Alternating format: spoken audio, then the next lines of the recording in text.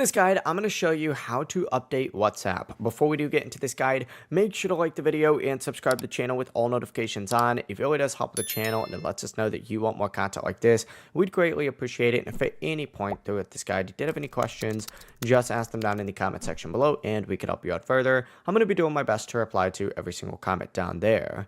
Now, what you can do if you want to update WhatsApp is close out of WhatsApp fully first, then go either into the App Store on an iPhone or Google Play Store on an Android and search down at the very bottom for WhatsApp.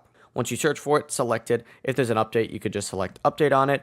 If it just says open though and it still feels outdated or buggy, what you need to do is back out and go ahead and open up your settings specifically. Scroll down to general and then go ahead and open up your storage settings, and you could just open up your storage settings on an Android. Simply go ahead and then search for WhatsApp on here. Open it up and you need to select offload app. Or if you're on an Android, what you have to do is select clear the cache. As soon as that's done, reopen up WhatsApp and check to see if the latest version is working.